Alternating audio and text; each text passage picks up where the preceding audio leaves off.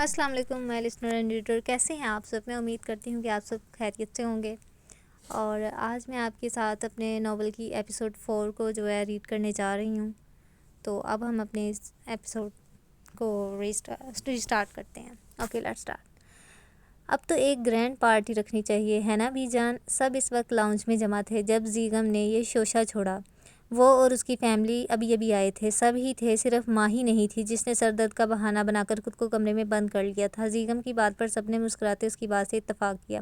बिल्कुल होगा, ज़रूर होगा, आप बेफिक्र रहें, बीजान ने उसे दिलासा दिया, जिस पर वो सब याहू का नारा लगाते बड़ों को मुस्कुराने पर मजबूर कर गए। लेकिन कब होगा बीजान? जल्दी बोले, और हम तीनों डांस भी करेंगे, सुन लें आप सब। सबसे ज़्यादा बेचैनी सैफ को थी, जिसने पूछने के साथ इन्हें वार्न भी किया कि इसे रोका ना जाए। इससे पहले बीजान बोलती बाबर साहब बोल उठे, मैं और बुराक कल फॉरेन डीलिंग के लिए कराची जा रहे हैं, तो मेरे ख्याल में पार्टी हमारे आने के बाद रखी जाए तो ज़्यादा बेहतर होगा। क्यों बीजान, ठीक है ना? उन्होंने संजीदगी से कहकर बीजान की सलाह चाही, जिस पर वो सर इस बात में हिला गईं। ऐसा करें, इनकी वापसी 2-3 दिन में हो जाएगी तो पार्टी बुध को रख लें। उन्होंने दिन डिसाइड कर दिया, जिस पर सब मुत्तफिक थे।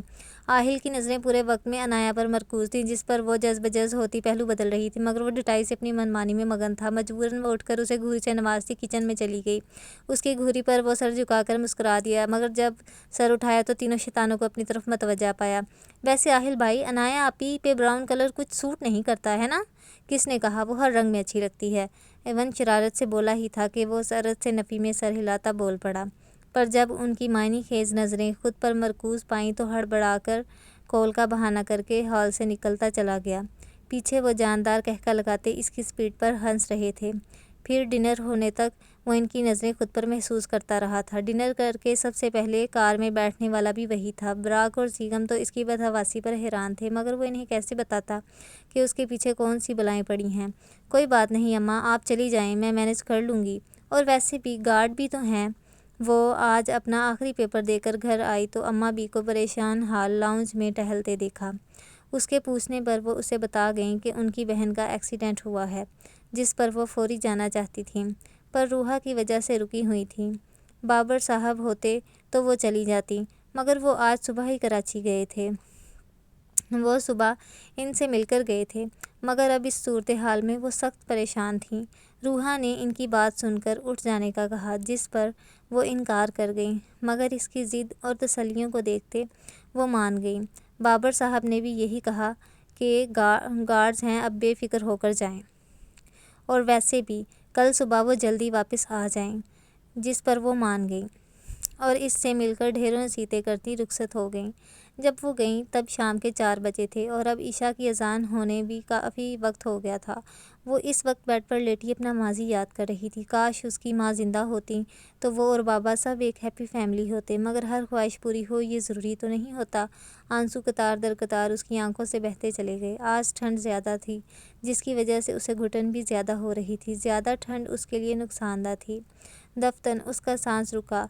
वो हड़बड़ाकर उठ बैठी। उसने इनहेलर ढूंढना चाहा, पर वो तो उसने न जाने कहाँ रख दिया था। वो जल्दी से उठकर ड्रेसिंग की तरफ बढ़ी और उसके ड्रा में ढूंढा, पर वहाँ होता तो मिलता। पसीना उसके चेहरे से बहता गर्दन तक चला आया और उसमें आंसुओं की अमेजिश भी थी, जो वो अपनी बेबसी पर बहा रही थी। सांस सीने में अटका तो वो खुद को ना संभालते हुए लहराती नीचे गिरी। उसका हाथ लगने से ड्रेसिंग का सामान भी नीचे गिरा और उनमें मौजूद कांच की चीज़ें टूटकर फर्श पर बिखर गईं, बिल्कुल इसके वजूद की मानंद। वो बहुत ज़रूरी फ़ाइल है आलिया, आप किसी ड्राइवर को भेजकर वो फ़ाइल मंगवा दें और अबरान से कहिएगा मुझे रात को मेल कर दे। वो और अबराक आज ही कराची के लिए निकले थे, मगर मीटिंग से रिलेटेड फ़ाइल वो शाहवाला की स्टडी में छोड़ गए थे। इस प्रोजेक्ट पर वो 3 महीनों से काम कर रहे थे, इसलिए जब भी वो रूहा की तरफ रुकते तो बाकी काम वहीं कर लेते। वो घर से याद करके निकले थे, पर बराक की वजह से जल्दी जल्दी में वो रूहा से मिलकर निकल आए थे। अब जब सुबह मीटिंग थी तो उस फ़ाइल की मौजूदगी बहुत ज़रूरी थी। अब भी वो आलिया बेगम से फ़ाइल मंगवाने का कह रहे थे, पर रशीद आज ही छुट्टी लेकर गया है और बीजान दूसरे ड्राइवर के साथ वहाब साहब की तरफ गई हैं बच्चों को लेकर। इनकी बात सुनकर वो गहरा सांस भरते उन्हें ड्राइवर के आते ही उसे शाहवाला भेजने की ताकीद करते फ़ोन बंद कर गए। क्या बात है चची, कोई प्रॉब्लम है? वो फ़ोन रख कर मुड़ी तो अबरान को पीछे खड़ा पाया। وہ کب وہاں آیا انہیں خبر بھی نہ ہو سکی۔ اب اسے خود کی طرف متوجہ دیکھ وہ ساری بات اسے بتا گئیں۔ کوئی بات نہیں بیٹا، بی جان کے آتے ہی ڈرائیور کو بھیج کر فائل منگوا لوں گی، تم انہیں میل کر دینا۔ وہ اسے خاموش دیکھ کر گویا ہوئیں۔ اب اسے کیسے کہتی وہاں جانے کا، وہ کہہ کر آگے بڑھی ہی تھی کہ اس کی سنجیدہ بھاری آواز پر کرنٹ کھا کر مڑی۔ بی جان شام کو آئیں گی، اور شام میں اگر ڈرائیور جائے گا تو آنے جانے میں 4 گھنٹے لگ جائیں گے، اس لیے میں جا کر لے آتا ہوں۔ آپ چاچو کو بتا دیں کہ میں فائل رات کو میل کر دوں گا، وہ بھاری لب و لہجے میں کہہ کر انہی قدموں پر مڑ کر ہال سے نکلتا چلا گیا، اور وہ حیرت کی زیادتی سے اپنی جگہ ساکت اسے روک بھی نہ پائی تھیں۔ اندھیری رات میں چمکتے شاہ والا کے ایک پرستائش کمرے کے بیچوں بیچ بے یار و مددگار پڑا وجود کسی اور کا نہیں بلکہ شاہ والا کے چھوٹے بیٹے سردار بابر شاہ کی بیٹی روحا شاہ کا تھا، جسے وقت کی ستم ظریفی اس موڑ پہ لے آئی جہاں وہ بھی مر جاتی تو کسی کو کانو کان خبر بھی نہ ہوتی۔ بے بسی تھی کہ بڑھتی جا رہی تھی، خوبصورت غزالی آنکھیں جو بے حد سیاہ تھیں، شاید اس کی قسمت کی طرح، مگر اس وقت بری طرح بھیگی ہوئی تھی، اور ان میں بے انتہا خوف بھی تھا۔ روشن پیشانی اور اس پہ چمکتا پسینہ گویا شبنم کے قطروں کی مانند تھا۔ کھڑکی نوک بھرے ہونٹ جو اس وقت بری طرح لرز رہے تھے، بھرے بھرے گلابی گال اس وقت آنسوؤں سے بری طرح بھیگے ہوئے تھے، دھونکنے کی مانند چلتی سانس جو شاید رکنے ہی والی تھی۔ سینے میں ایک الگ طوفان مچا جیسے زندگی موت کو مات دینا چاہتی ہو، متناسب سراپا جو کسی زاہد و عابد کے ہوش اڑا سکتا تھا۔ غرض کہ روحا شاہ بے انتہا خوبصورت تھی، مگر اس کی بد نصیبی صرف یہ تھی کہ وہ زنیرہ شاہ کی بیٹی تھی۔ یہی اس کا نہ کردہ گناہ بھی تھا، مگر اس گناہ کی سزا تو وہ پچھلے 20 سالوں سے بھگت رہی تھی، پھر بھی سزا تھی کہ ختم نہیں ہو رہی تھی۔ اب بھی وہ بے یار و مددگار پڑی در حقیقت موت کا انتظار کر رہی تھی، کیونکہ اس کا انہیلر اس کے پاس موجود نہیں تھا۔ سیاہ آنکھوں میں کہیں دور کسی مسیحا کے آنے کی امید کا ننھا دیا بھی روشن تھا، شاید کوئی آ جائے، مگر وہاں کوئی آتا سوائے بابر شاہ کے جو کبھی وہاں آتے، مگر وہ جانتی تھی کہ بابا آج ہی کراچی بزنس ڈیل کے لیے گئے تھے۔ بے ساختہ اس نے پاس بڑی پرفیوم کی بوتل کھینچ کر سامنے موجود دروازے پہ دے ماری، جو اس کے ہاتھ لگنے سے ڈریسنگ ٹیبل سے گری تھی۔ اس نے پرفیوم پر اکتفا نہیں کیا، بلکہ جو کچھ ہاتھ لگا تھا پھینک دیا، شاید اس شور سے متوجہ ہو کر کوئی آ جائے۔ جب کافی دیر ہو گئی کوئی نہیں آیا تو اس کی رہی سہی امید بھی ٹوٹ گئی۔ اس نے ہار کر آنکھیں موندی ہی تھی کہ دھڑ کی آواز سے دروازہ کھلا، جہاں سامنے والے کو دیکھ کر روحا کی سانسیں رک گئیں۔ وہی مقابل 12 سال بعد روحا کو اس حال میں دیکھ کر پتھر کے مجسمے میں ڈھل گیا تھا۔ 2 گھنٹے کا سفر اس نے 1 گھنٹے میں طے کیا تھا۔ پورے راستے وہ سگریٹ کا ایک پیکٹ ختم کر چکا تھا، مگر اندر لگی آگ بجھ کر نہ دے رہی تھی۔ گاڑی تیز رفتاری سے چلتی شاہ والا کے سامنے آ کر رکی تو گارڈ نے اس کے ہارن دینے سے پہلے گیٹ کھول دیا۔ گاڑی سبک رفتاری چلتی پورچ میں آ کر رک گئی۔ اسٹیئرنگ وہیل پر اس کی گرفت کافی مضبوط تھی۔ سیاہ بالوں کی کچھ لٹیں ماتھے پر بکھری تھیں، باقی بال پونی میں قید تھے۔ انابی لب کثرت سگریٹ نوشی سے اطراف سے کالے تھے اور اس وقت ضبط سے بنچے ہوئے تھے۔ بھوری آنکھوں میں غضب کی سرخیاں تھیں اور ذہن کے پردوں پر کچھ مسکراتے چہرے روشن تھے، جنہیں دیکھتے اس کی گردن کی نسیں تنی ہوئی تھیں۔ سگریٹ بجھاتے ہوئے ایک گہرا سانس لے کر خود کو کمپوز کرتے باہر نکلا۔ سفید شرٹ اور بلیک پینٹ پہن رکھی تھی، کوٹ وہ گاڑی میں اتار چکا تھا۔ وہ چلتا ہوا لاؤنج میں داخل ہوا۔ وہ اس گھر میں 12 سال بعد قدم رکھ رہا تھا، جب سب کچھ بدل چکا تھا۔ جب سے وہ وجود وہاں بسا تھا، شاہ حویلی کے مکیں وہاں کا راستہ بھول گئے تھے۔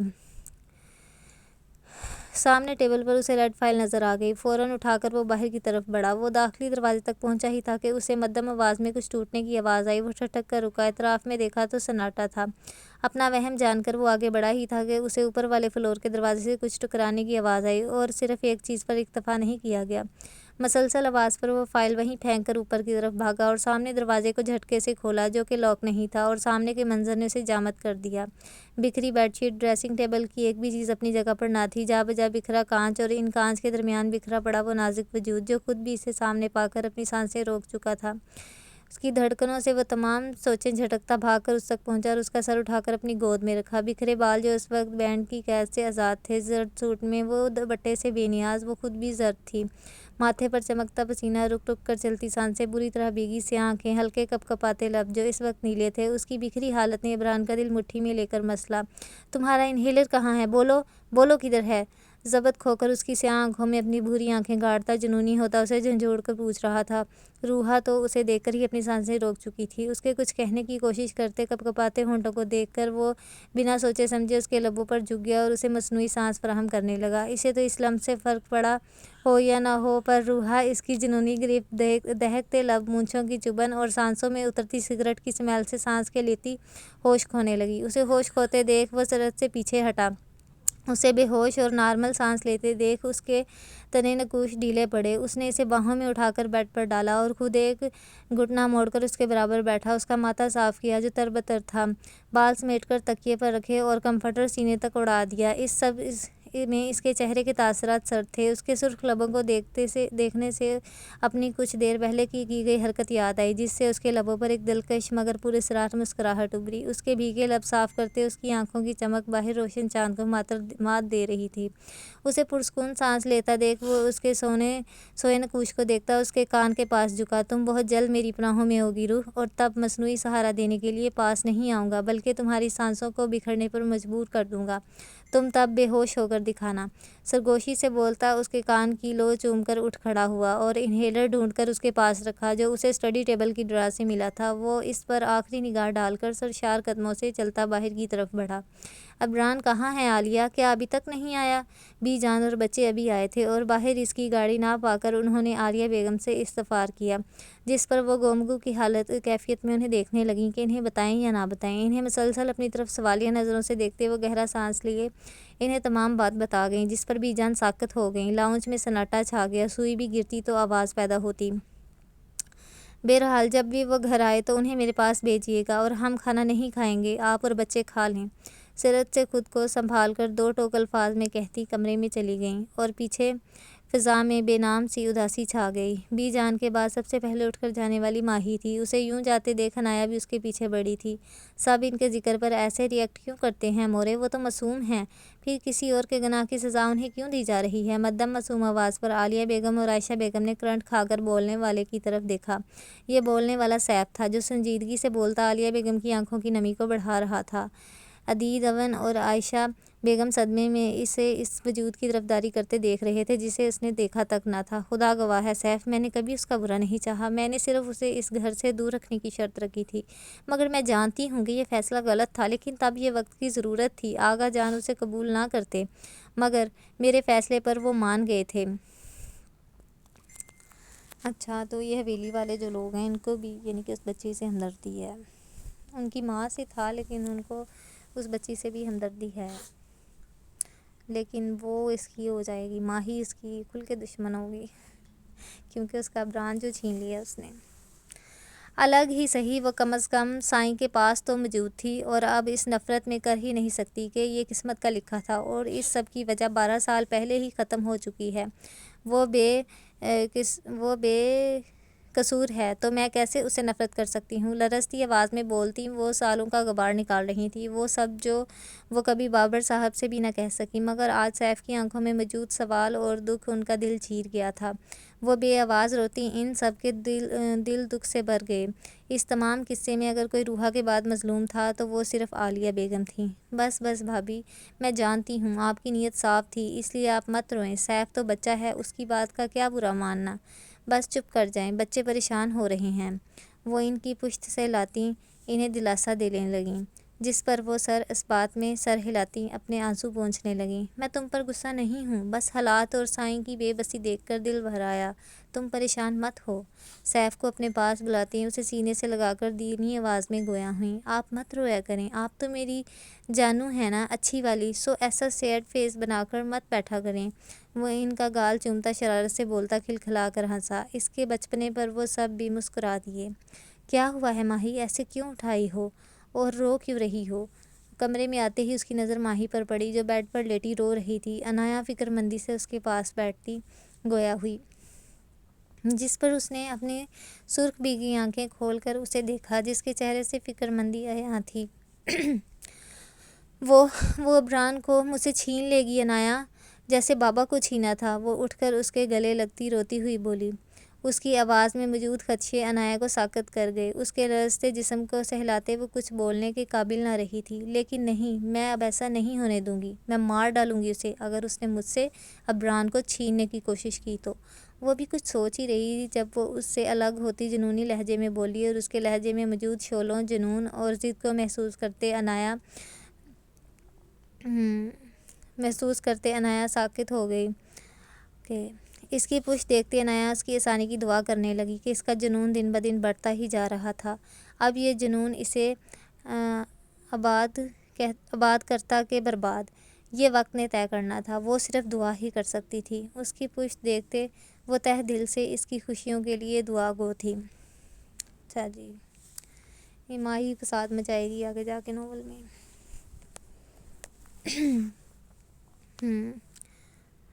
اپنے کمرے کی راکنگ چیئر پر براجمان ان کا وجود ساکت تھا۔ صرف دائیں ہاتھ کی انگلیاں حرکت کر رہی تھیں جن میں تسبیح کے دانے گردش کر رہے تھے۔ ان کی بوڑھی آنکھیں سامنے دیوار پر لگی تصویر پر مرکوز تھیں جن میں آغا جان، اورنگزیب، بابر، زہیب اور وہ خود تھیں۔ مسکراتے چہروں پر دکھ کا شائبہ تک نہ تھا۔ تب وہ قیامت بھی تو نہ ٹوٹی تھی۔ آج بھی ان کے کانوں میں وہ نوکے گونجتے تھے جو 20 سال پہلے شاہ حویلی میں گونجے تھے۔ اور اس کی وجہ کیا تھی؟ صرف محبت۔ بھلا محبت کب سے تباہی کا سبب بنی ہے؟ مگر ان کے لیے تو محبت قیامت کی مانند تھی جس نے ان سے ان کا سب کچھ چھین لیا تھا۔ اور آج عبران کا وہاں جانا نہ جانے کیوں انہیں پھر سے اس قیامت کی یاد دلا رہا تھا۔ کیا پھر سے تاریخ خود کو دہرانے والی تھی؟ ان کا دل سوکھے پتے کی مانند کانپ رہا تھا۔ کیا پھر سے اس حویلی میں نوکے بجیں گے؟ وہ بے چینی سے اٹھ کر تصویر تک آئیں۔ ان کی چال میں زمانوں کی تھکن تھی۔ اس بار مجھ میں کچھ کھونے کا حوصلہ نہیں ہے شاہ صاحب۔ یہ پتھر اب ٹوٹ چکا ہے جو سالوں پہلے میں نے سینے میں رکھا تھا۔ اب اس میں کچھ بھی برداشت کرنے کا حوصلہ نہیں ہے۔ مدھم آواز میں بولتی چلی گئی اور کئی آنسو بے آواز ان کی بوڑھی آنکھوں سے گرتے چلے گئے۔ کمرے کے در و دیوار بھی اداس نظر آ رہے تھے۔ شاید وہ بھی ان کے دکھ سے واقف تھے۔ گاڑی پورچ میں رکنے کی آواز پر بی جان سرعت سے کھڑکی میں آئیں۔ نیچے دیکھا تو وہ گاڑی سے نکل رہا تھا۔ خود پر کسی کی نظریں مرکوز محسوس کرتے اس نے غیر محسوس طریقے سے نظر اوپر اٹھی تو انہیں اپنی طرف متوجہ پایا۔ وہ جلدی سے اندر بڑھ کر ان کے کمرے میں پہنچا جہاں وہ اس کے انتظار میں ٹہل رہی تھیں۔ السلام علیکم بی جان، آپ ابھی تک جاگ رہی ہیں؟ وہ آنکھیں سکیڑ کر ان کا متوازن چہرہ دیکھ پوچھ رہا تھا جو ہلکا سا سرخ بھی تھا۔ اپنی بات کے جواب میں انہیں اپنی طرف خاموشی سے دیکھتے وہ سیکنڈ کے 1000ویں حصے میں بات کی جڑ تک پہنچ گیا تھا۔ لب بھینچ کر وہ آگے بڑھا اور ان کے لرزتے وجود کو سہارا دیا جو ہلکا ہلکا کانپ رہا تھا۔ یہ سب ٹھیک نہیں ہے عبران، ہم آپ کو نہیں کھو سکتے، آپ سمجھ رہی ہیں نا؟ لرزتی آواز میں بولتی اسے ساکت کر گئی تھیں۔ ان کی بات کا مفہوم جان کر وہ نئے سرے سے بپھر اٹھا تھا۔ رگوں میں خون کی جگہ آگ دوڑنے لگی۔ 20 سال پہلے کی قیامت کا منظر اس کی آنکھوں کے سامنے روشن ہوا جس سے اس کی آنکھیں آگ دہکانے لگیں۔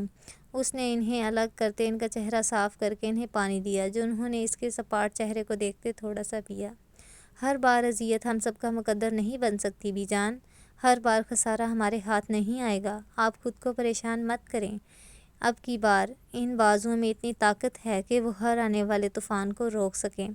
اب تو مقابل ایک معصوم ہرنی ہے بی جان، وہ کیا ہمارا نقصان کرے گی؟ وہ تو خود کو سنبھال نہیں سکتی۔ آپ بے فکر ہو جائیں، صبح ملتے ہیں۔ وہ ان کے ہاتھ تھام کر سرد لہجے میں بولا اور روحا کے ذکر پر اس کے لب مدھم مسکراہٹ میں ڈھلے، لیکن سرعت سے بات ختم کر کے وہ انہیں کمفرٹر اوڑھاتا کمرے سے نکل گیا۔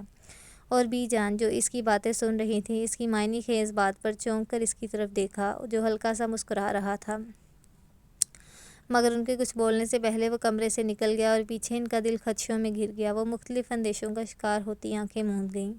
کمرے میں آ کر اس نے سب سے پہلے فائل براق کو میل کی اور پھر شاور لینے چلا گیا۔ شاور لے کر وہ شرٹ سے بے نیاز صرف ٹراؤزر میں ملبوس آئینے کے سامنے کھڑا ہو گیا۔ بھیگا سینہ، بھیگے کھلے بال جو اس کی شخصیت کو مزید روبدار بناتے تھے، آنکھوں میں لال ڈورے اور بھیگے عنابی لب۔ لبوں کو دیکھتے اسے وہ نرم نازک سا لمس یاد آیا جس سے اس کے رگوں پہ ایک سرور دوڑ گیا۔ وہ جاندار مسکراتا اس وجود کو سوچ رہا تھا جو اس کے ایک نرم لمس پر ہوش و حواس کھو بیٹھی تھی۔ اگر وہ اس کی پناہوں میں آتی تو اس کی شدتوں کو کیسے برداشت کرے گی؟ اس بارے میں سوچتے اس کے لب ایک خوبصورت شفاف مسکراہٹ میں ڈھل گئے جس نے اس کے چہرے کو مزید دلکش بنانا تھا۔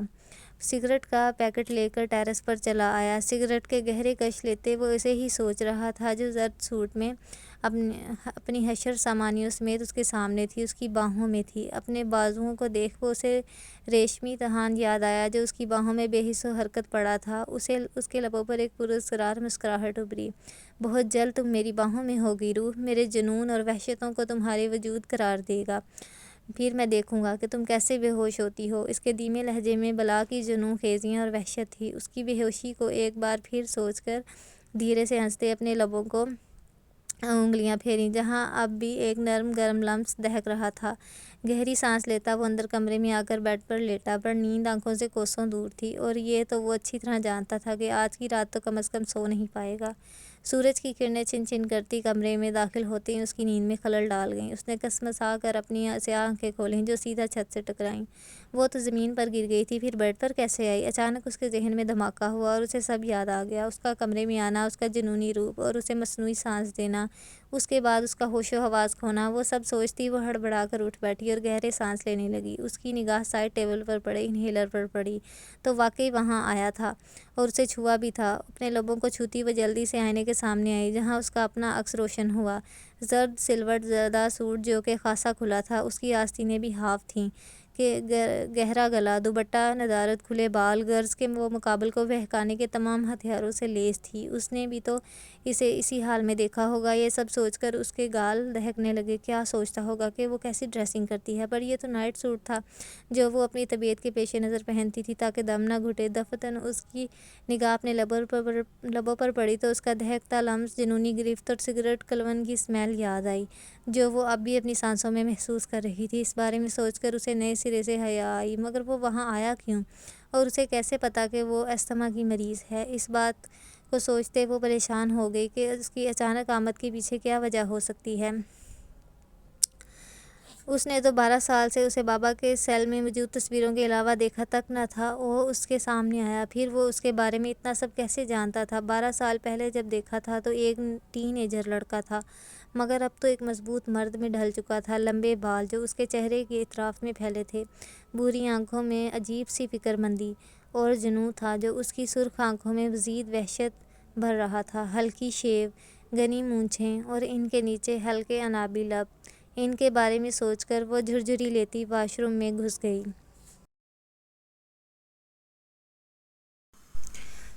سیاہ مرسڈیز سے ٹیک لگائے، براؤن ٹو پیس میں ملبوس، آنکھوں پر شیڈز لگائے اس کی طرف متوجہ تھا۔ اس کے دیکھنے پر اس کے لبوں پر ایک جاندار مسکراہٹ ابھری۔ آج میٹنگ میں وہ ڈیل فائنل کر چکے تھے، اب کل انہیں واپس جانا تھا، اس لیے وہ بابا سے آنکھیں بچا کر اس سے ملنے چلا آیا جو خوش قسمتی سے تھوڑی دیر بعد اسے روڈ کی دوسری طرف جاتی نظر آ گئی۔ اسے اپنی سہیلی کے کہنے پر اپنی طرف متوجہ دیکھ کر وہ جاندار مسکرایا تھا۔ اسے ساکت دیکھ کر وہ سرشار قدموں سے چلتا ان کی طرف بڑھا جو بے جان مجسمے کی مانند ساکت اسے اپنی طرف بڑھتے دیکھ رہی تھی۔ السلام علیکم، کیسی ہو اینا؟ وہ عین اس کے سامنے بے حد نزدیک آ کر رکتا بڑے دوستانہ لہجے میں بولا، جس پر الینا کا سکتہ ٹوٹا۔ وہ ہڑبڑا کر اس سے دور ہوئی جو ڈیٹوں کی طرح اس کے نزدیک آ کر کھڑا ہو گیا تھا۔ اس کے سوال اور چہرے پر سجی مسکراہٹ نے الینا کو سخت طیش دلایا۔ آپ یہاں تک صرف میرا حال پوچھنے آئے ہیں؟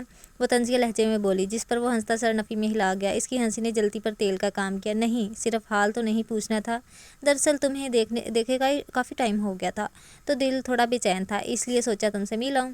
وہ آنکھ دبا کر شرارت سے بولا۔ الینا کا فشار خون بڑھ گیا۔ وہ دانت پیس اس کا مسکراتا چہرہ دیکھ رہی تھی اور صبا کے سامنے شرمندہ بھی ہو رہی تھی جو خود صورتحال سمجھنے کی کوشش کر رہی تھی۔ دیکھیں، میں پہلے بھی آپ سے کہہ چکی ہوں کہ میں اور آپ دو الگ دنیاؤں کے باسی ہیں اور ہمارا کوئی میچ نہیں، اس لیے پلیز میرا پیچھا چھوڑ دیں۔ وہ دو ٹوک لہجے میں بولتی براق کے مسکراتے چہرے کی چمک ماند کر گئی۔ تم اور میں کہاں سے ہیں یہ بات کوئی میٹر نہیں کرتی، میں تم سے محبت کرتا ہوں اور تم سے ہی شادی کروں گا، یہ بات میٹر کرتی ہے۔ اور تم کان کھول کر سن لو، تم صرف میرے لیے بنی ہو اور تمہیں میرا ہونا ہوگا، اب یہ تم چاہو یا نہ چاہو۔ آئی بات سمجھ میں؟ اس کی بات پر وہ انگاروں پر لوٹتا مدھم آواز میں جنونی لہجے میں غراتا الینا کو سہمنے پر مجبور کر گیا۔ وہ ساکت سی اسے دیکھ رہی تھی۔ وہ یک لخت پرسکون ہو کر مسکرایا اور ہاتھ بڑھا کر اس کا گال تھپ تھپاتے گلاسز چڑھاتا واپس اپنی کار کی طرف مڑ گیا۔ وہ صبا کے بلانے پر ہوش میں آتی بنا اس کی طرف دیکھے سرعت سے سامنے سے آتی بس میں سوار ہو گئی اور وہ بس سے اسے جاتا دیکھتی رہی۔ نکاح احسن طریقے سے انجام پا گیا۔ بوبی باہر اپنے دوستوں کے پاس موجود تھا اور وہ اندر کمرے میں ادھر سے ادھر چکر کاٹتی سخت بے چین تھی۔ آج صبح ہی اسے بوبی کا میسج آیا کہ وہ باہر اس کا انتظار کر رہا ہے، اسی لیے وہ گلشن بائی سے پارلر کا بہانہ کر کے آئی تھی۔ وہ اسے اپنے ساتھ فلیٹ پر لے آیا تھا، جہاں مولوی اور اس کے دوستوں کو دیکھ کر وہ سمجھ گئی کہ معاملہ کیا ہے، مگر اتنی جلدی یہ سب ہوگا وہ نہیں جانتی تھی، اسی لیے روحانسی ہوتی اسے ابھی پریشان کر گئی۔ آدھا گھنٹہ سمجھانے کے بعد جا کر وہ مانی، اور اب نکاح ہو جانے کے بعد وہ آنے والے حالات سے سخت پریشان تھی، نہ جانے آگے کیا ہو۔ اپنی ماں کا ری ایکشن سوچتے اس کا دل سوکھے پتے کی مانند کانپ رہا تھا۔ کیا شاہ کے گھر والے اسے قبول کریں گے، اور اگر نہ قبول کیا تو وہ کیا کرے گی، اور اگر شاہ نے اسے چھوڑ دیا تو؟ اس سوچ کے آتے ہی اس کا دل بند ہونے لگا تھا۔ ابھی وہ اسی کشمکش میں تھی کہ دروازہ کھلنے کی آواز پر چونک کر دروازے کی طرف دیکھا، جہاں وہ کھڑا اسے شرارتی نگاہوں سے دیکھ رہا تھا۔ حالات چاہے کچھ بھی ہوں، وہ اس نئے رشتے کی وجہ سے اور کچھ اس کی شرارتی نظروں پر حیا سے اپنی پلکیں جھکا گئی کہ ان نظروں اور ان میں موجود جذبوں کی تاب لانا اس کے بس کی بات نہ تھی۔ اسے یوں نظریں جھکاتے دیکھ اس کے چہرے پر ایک خوبصورت مسکراہٹ ابھری۔ وہ قدم قدم چلتا اس کے نزدیک آنے لگا، جو اسے پاس آتے دیکھ جھجک کر پیچھے ہٹی، مگر اس کے قدم نہ رکے۔ وہ چلتا عین اس کے سامنے اور بے حد نزدیک آ کر رکا، جو دیوار سے لگ چکی تھی۔ اس نے دیوار سے ٹکراتے ہراساں ہو کر اس کی طرف دیکھا، جو جذبے لٹاتی نظروں سے اسے ہی دیکھ رہا تھا۔ اب ہمیں چلنا چاہیے شاہ، کافی دیر ہو گئی ہے۔ وہ اس کے سینے پر ہاتھ رکھ کر اسے دھکیلنے کی ناکام کوشش کرتے اٹک کر بولی، جس پر وہ اس کی دونوں کلائیاں تھام کر کمر سے لگاتا انچ بھر کا فاصلہ مٹاتا اسے اپنے سینے سے لگا گیا۔ اس کے کلون اور سگریٹ کی ملی جلی اسمیل کو محسوس کرتی وہ سانس روک گئی۔ اس کے لمس میں ان کے جذبوں کی آنچ تھی جو وہ محسوس کرتی اپنی جگہ ساکت تھی۔ تم نہیں جانتی جان کہ میں آج کتنا خوش ہوں، آج لگتا ہے پوری کائنات میری باہوں میں ہے۔ اسے خود سے الگ کر کے اس کا چہرہ اپنے ہاتھوں کے پیالے میں بھر کر وہ دھیمے آنچ دیتے لہجے میں بولا، جس پر زونی سمٹ سی گئی اور اپنی آنکھیں سختی سے میچ لیں۔ اسے یوں نروس دیکھ کر اس کے لبوں پر ایک جاندار مسکراہٹ ابھری۔ وہ جذبات کی شدت سے اس کے چہرے پر جھک گیا، اور وہ جو کبوتر کی طرح اپنی آنکھیں میچ چکی تھی، اپنے چہرے پر ایک دہکتا پرشدت لمس محسوس کرتی آنکھیں کھول گئی، اور اسے یوں خود پر جھکے دیکھ اس کی آنکھیں کھلتی چلی گئیں۔ اسے خود سے دور کرنے کی کوشش کی، جس پر اس نے اس کی کمر میں ہاتھ ڈال کر اسے مزید قریب کیا۔ اپنی رکتی سانسوں پر وہ دور ہونا چاہتی تھی، مگر مقابل کی جنونی گرفت ایسا کرنے سے روک رہی تھی۔ گم ہوتے حواسوں میں اس نے سہارے کے لیے اس کی گردن میں بازو ڈالے، جس پر اسے گود میں اٹھا کر بیڈ پر لے آیا۔ اسے لٹا کر اس کی طرف دیکھا، جو گہرے سانس لیتی آنکھیں واکر کر گئی تھی۔ اس کی آنکھوں میں دیکھتے زونا سر نفی میں ہلاتی ہلکا سا منمنائی، شاہ مجھے گھر جانا ہے آپ میری۔ اسے اپنی گردن پر جھکتے دیکھ وہ اٹک کر بولی، جس پر وہ سر اس کی گردن سے اٹھاتا اسے سنجیدگی سے دیکھنے لگا۔ گائز مجھے ایسا لگ رہا ہے جیسے کہ یہ جو کہہ رہے ہیں نا بوبی یہ باور شاہ ہے، جو زنیرہ شاہ انہوں نے کہا نہیں تھا یہ زونی، یہ میرا خیال ان کے باپ کا ہی قصہ چل رہا ہے۔ ابھی نہیں، اور اب تم مجھے بولتی ہوئی نظر نہ آؤ، وہ دو ٹوک بولا، جس پر وہ بھی اپنا آپ اس کے سپرد کر گئی، جو اس کے دل و روح کا مکین تھا۔ پارٹی اپنے عروج پر تھی۔ تمام رشتہ دار اور بابر صاحب، براق اور عبران کے جاننے والے سب موجود تھے۔ عنایہ اور ماہی نے ایک جیسی ڈریسنگ کی تھی، فرق صرف رنگوں کا تھا۔ بلو اور بلیک کلر کی لانگ میکسیاں اور سر پر حجاب اوڑھے لائٹ میک اپ کیے بے حد خوبصورت لگ رہی تھیں۔ وہیں عبران سیاہ ٹیکسیڈو میں بالوں کی پونی بنائے سنجیدہ تاثرات سجائے لوگوں کی مرکز نگاہ بنا ہوا تھا۔ براق، اہل اور سیگم تینوں براؤن، سفید اور گرے رنگ کے ٹیکسیڈو میں ملبوس تھے، اور تینوں شیطانوں نے ایک جیسے بلو کلر کے 3 پیس سوٹ پہنے ہوئے تھے۔ بی جان پیازی رنگ کے شلوار سوٹ میں کندھوں پر چادر اوڑھے خاصی سوبر لگ رہی تھیں۔ عائشہ بیگم، عالیہ بیگم بھی مہمان خواتین کے ساتھ کھڑیں۔ محفل اپنے عروج پر تھی۔ وہاں کھڑا ایک وجود ایسا بھی تھا جس کی آنکھیں نم تھیں۔ وہ تمام افراد کے مسکراتے چہروں کو دیکھتا وہ معصوم چہرہ یاد کر رہے تھے، جس کے بارے میں اماں بی نے بتایا کہ اس کی طبیعت سخت خراب ہو گئی تھی اور اب اسے بخار ہے۔ سن کر ہی ان کا دل بے چین ہو گیا، پر وہاں جا بھی نہ سکے۔ اب بھی اسے سوچتے ان کی آنکھیں نم تھیں، اور یہ نمی دور کھڑا عبران بخوبی دیکھ سکتا تھا۔ انہیں یوں بے بس دیکھ کر اسے نفرت سی محسوس ہوئی، اس وجود سے جسے اس نے 20 سال پہلے دیکھا، جو تمام بربادی کا ذمہ دار تھا۔ مگر دل میں اتنی نفرت کے باوجود کہیں دل کے کونے میں ایک عجیب سی کسک بھی تھی، کاش وہ اس کے قریب ہوتی۔ وہ سرعام اس وجود سے نفرت کا پرچار کرتا تھا اور دوسری طرف اسے اپنی پناہوں میں دیکھنا چاہتا تھا نا عجیب، مگر وہ یہ نہیں چاہتا تھا، جانتا تھا کہ کسک نہیں، محبت نہیں، جو 12 سال سے اس کی ایک جھلک دیکھ کر اسے ہوئی تھی، مگر اب اس سے دوری اور اس کی نزدیکی دونوں سے جھنجھلاہٹ کا شکار کر دیتی تھیں۔ وہ کب اسے دیکھ رہا تھا جو بلیک میکسی میں ہلکا پھلکا میک اپ کیے، بالوں کو حجاب میں قید کیے کوئی اپسرا لگ لگ رہی تھی اور اس کی نگاہ بھٹک کر بار بار اس کی طرف جا رہی تھی، جو اس کی نظروں کی تپش محسوس کرتی بے چین لگ رہی تھی۔ اس کے ماتھے پر موجود بل دیکھ کر اس کے لبوں پر ایک خوبصورت مسکراہٹ نمودار ہوئی۔ عنایہ کب سے اپنے چہرے پر کسی کی نظروں کی تپش محسوس کر رہی تھی، ادھر ادھر دیکھنے کے باوجود کوئی نظر نہیں آ رہا تھا۔ دفتن اس کی نگاہ سامنے اٹھی، جہاں آہل لبوں پر مسکراہٹ سجائے اسے دیکھ رہا تھا۔ اس کے دیکھنے پر اس نے کمال جرأت سے دائیں آنکھ دبائی، جس پر عنایہ کے ہاتھ میں موجود کولڈ ڈرنک اس کے بوکھلانے پر اس کے کپڑوں پر گر گئی۔ وہ سرعت سے اندر بھاگی، اسے بوکھلاتے اور اندر کی طرف بھاگتے دیکھ وہ دھیمی مسکراہٹ لبوں پر سجائے اس کے پیچھے اندر کی طرف بڑھا۔ وہ اندر کمرے میں کھڑی اپنی ڈریس صاف کرنے کے ساتھ اسے کوس بھی رہی تھی، جو ہاتھ دھو کر اس کے پیچھے پڑ گیا تھا۔ معاً اپنے پیچھے کسی کی موجودگی محسوس کر کے وہ اپنی جگہ خوف سے منجمد ہو گئی۔ سانسوں کی تپش عین اپنی گردن کی پشت پر محسوس کرتی وہ اپنی سانس تک روک گئی۔ سانس لو عین، ورنہ اگر میں نے روک دی تو تمہیں اچھا نہیں لگے گا۔ کافی دیر جب اس نے سانس نہیں لی تو اپنے اور اس کے بیچ موجود 2 قدم کا فاصلہ مٹاتا اس کے بے حد نزدیک آ کر کھڑا ہوا اور اس کے کندھے پر اپنے لب رکھتے وہ ذو معنی لہجے میں بولا۔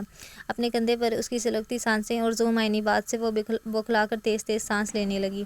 وہ سرعت سے مڑی، مگر پیچھے کھڑے آہل کے مضبوط سینے سے ٹکرا گئی، جس پر اس نے اس کی کمر پر گرفت مضبوط کرتے اسے اپنے سینے میں بھینچ لیا۔ اس کے دل کی دھڑکن وہ اپنے سینے پر محسوس کر رہا تھا، جو اسے ایک الگ ہی سرور بخش رہی تھی۔ وہ سکون سے آنکھیں موند گیا اور عنایہ اس کی ایک بے پر دھڑکتی دھڑکن محسوس کرتی اپنی جگہ ساکت تھی۔ اس میں اسے خود سے دور کرنے کی ہمت بھی نہ تھی، وہ پوری اس کے رحم و کرم پر تھی اور وہ اسے اپنی آغوش میں لیے دنیا و مافیہ سے بے خبر تھا۔ آہل پلیز چھوڑ دیں، کوئی آ جائے گا۔ وہ اسے اپنے حصار میں لیے پرسکون تھا۔ ہلکی منمناتی آواز، چونکتے اس کے سر کو دیکھا جو اس کے سینے پر پڑا تھا۔ اس نے نرمی سے الگ کیا اور اس کے چہرے کی طرف دیکھا جو سرخ تھا اور آنکھیں جھکی تھیں اور ان پر کپکپاتی پلکیں۔ وہ منظر اتنا دل فریب تھا کہ وہ خود پر قابو نہ رکھ سکا اور اس کے چہرے پر جھکا۔ وہ اسے اپنے چہرے پر جھکتے دیکھ بے ساختہ اس کے لبوں پر اپنا ہاتھ رکھ گئی۔ آہل نے اپنے لبوں پر موجود نرم لمس محسوس کرتے اس کی بھیگی آنکھوں میں دیکھا، جن میں ہلکا سا خوف تھا۔ نظر آنکھوں سے نیچے کپکپاتی گلابی پنکھڑیوں پر ٹک گئی۔ اسے یوں اپنے لبوں کی طرف متوجہ دیکھ کر وہ بے ساختہ سر نفی میں ہلا گئی، جس پر وہ ہلکا سا مسکراتا اس کی پیشانی پر جھکا اور وہاں ایک دہکتا لمس چھوڑا، جس کی شدت عنایہ نے پورے دل سے محسوس کی تھی۔ بے فکر رہو، بغیر کسی حق کے یہاں تک نہیں آؤں گا، وہ تھوڑا پیچھے ہو کر اس کے لب سہلاتے ہوئے بولا اور وہ اس کی ذو معنی بات اور لمس سے کانپتی پیچھے ہٹی۔ اس کے یوں پیچھے ہٹنے پر وہ مسکراتا اس کے کان کے پاس جھکا۔ بہت جلد تم میرے پاس ہوگی، پھر یہ احتیاط نہیں چلے گی، یاد رکھنا، وہ وان کرتے لہجے میں بول کر اس کی لو چوم کر اسے ساکت چھوڑتا باہر نکل گیا۔ اور پیچھے وہ اس کی بات کو سمجھتی آنے والے حالات کا سوچ کر پھوٹ پھوٹ کر روتی چلی گئی۔ اس نے تو بیچارے نے رونا ہی تھا، کیونکہ گھر والے اس کے بڑے بھائی کے ساتھ کہہ رہے تھے اور وہ اس سے محبت کرتا تھا۔ وہ تو بیچاری پھنسی ہوئی تھی بیچ میں۔ وہ کب سے اسے دیکھ رہی تھی، جو ہمیشہ کی طرح سیاہ پہنے ماحول کے ساتھ ساتھ اس کے دل پر بھی چھایا ہوا تھا۔ وہ دل کے ہاتھوں مجبور اسے دیکھ رہی تھی، جو اس کی طرف دیکھنا بھی پسند نہیں کرتا تھا۔ اب بھی اسے دیکھتے ماہی ارد گرد سے بے نیاز تھی اور وہ اس کی بے باک نظریں خود پر اچھی طرح محسوس کر رہا تھا، اسی لیے اس کی کشادہ پیشانی پر بے شمار بل پڑے۔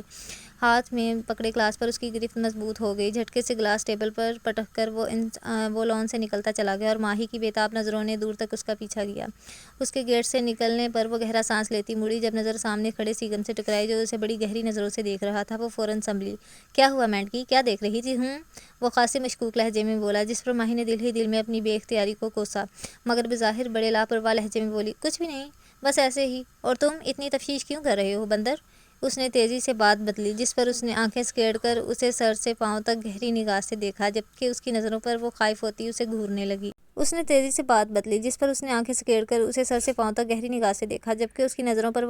اسے گھورنے لگی۔ کیا ہے، کیوں ایسے دیکھ رہے ہو؟ ہاں، وہ مدھم آواز میں بولی، جس پر ہلکا سا مسکراتے ہوئے اس نے اس کے پرکشش چہرے کی طرف دیکھا، جو ہلکا سا سرخی مائل تھا۔ بلو میکسی میں وہ کوئی نازک پری لگ رہی تھی۔ اس کے گال پر چمکتے تل نے سیگم کا دل نئے سرے سے دھڑکایا۔ اچانک دل کی اس تبدیلی پر ہکا بکا کھڑا اسے دیکھنے لگا، جو اسے ہی سوالیہ نظروں سے دیکھ رہی تھی۔ اس کے سوال پر وہ ہڑبڑا کر سیدھا اور گہرا سانس لیا۔ کچھ نہیں، تمہیں کیوں دیکھوں گا، میں صرف کچھ سوچ رہا تھا، اور تمہیں دیکھ کر میں نے اندھا نہیں ہونا، وہ کھسیا کر بولتا۔